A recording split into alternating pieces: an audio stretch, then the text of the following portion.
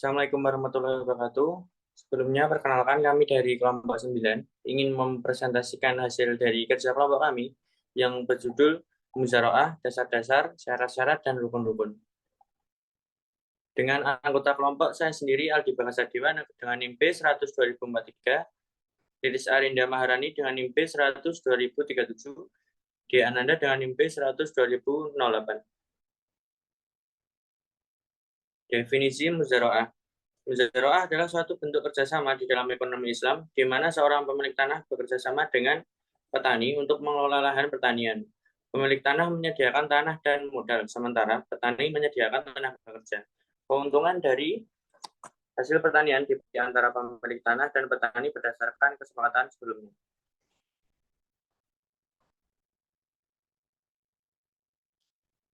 Menurut Hanifah, muzaraah adalah akad untuk bercocok tanam dengan sebagian yang keluar dari bumi.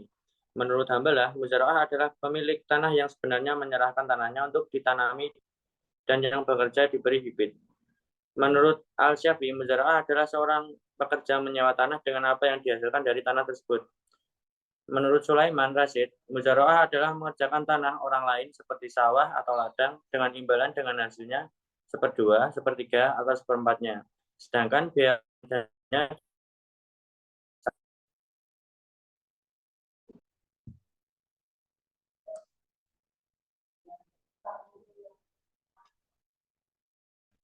Kemudian yang kedua ada dasar-dasar muzaraah. Muzaraah atau yang dikenal di masyarakat sebagai bagi hasil dalam pengolahan pertanian Rasulullah SAW dan dilakukan para sahabat beliau sesudah itu. Sebagaimana firman Allah Subhanahu wa taala dalam surat yang pertama surat Az-Zukhruf ayat 32 yang berbunyi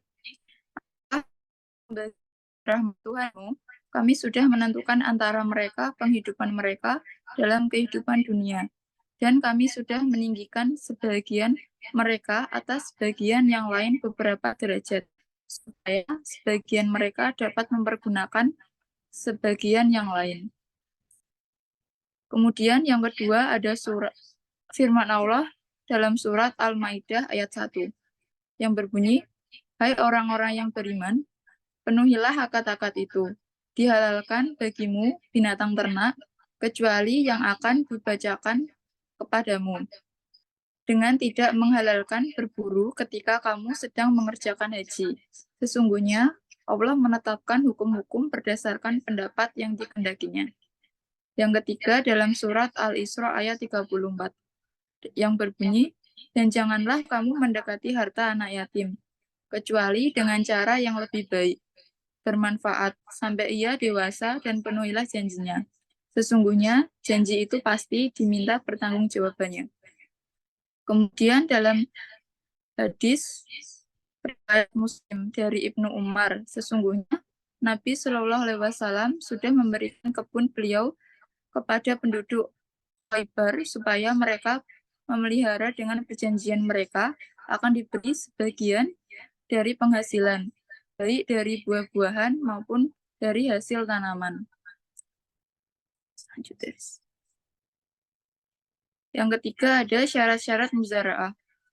Di antara syarat-syarat yang pertama ada syarat bertalin dengan akidain, yakni harus berakal. Syarat yang kedua, syarat yang berhubungan dengan tanaman, yakni disyaratkan kepadanya penentuan ketiga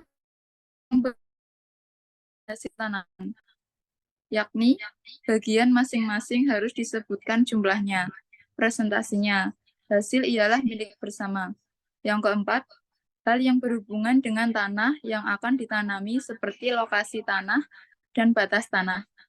Kemudian selanjutnya ada hal yang berhubungan dengan waktu dan syarat-syaratnya. Kemudian hal yang berhubungan dengan alat-alat yang dipakai dalam bercocok tanam muzaraah. Selanjutnya ada rukun-rukun muzaroah. Berdasarkan pendapat Hanabilah, rukun muzaroah terdapat satu yakni ijab dan qabul. Boleh dilakukan dengan lafaz apa saja yang mengindikasikan terdapatnya ijab dan qabul. Dan bahkan muzaroah sah dilafazkan dengan lafaz ijaroh.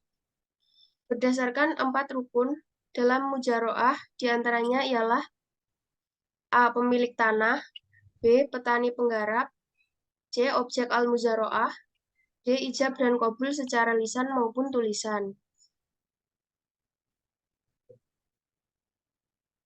Yang terakhir ada berakhirnya akad mujaroah.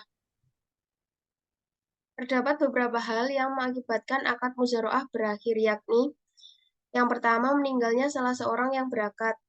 2. Penyimpangan yang dilaksanakan penggarap dalam akad mujaroah. 3. Terdapatnya halangan atau uzur atas permintaan di antara pihak dan pihak pekerja jelas tidak lagi dapat melanjutkan pekerjaannya. Uzur yang dimaksud antara lain adalah A. Pemilik lahan terlilit hutang sampai-sampai lahan pertanian tersebut harus dijual. Yang B. Terdapatnya uzur petani seperti sakit atau melakukan perjalanan keluar kota, atau sakit yang tidak dimungkinkan untuk bisa sembuh sehingga ia tidak mampu melaksanakan pekerjaannya. Sekian presentasi dari kelompok kami. Apabila ada kurang dan lebihnya kami mohon maaf. Wabillahi taufik wal hidayah. Wassalamualaikum warahmatullahi wabarakatuh.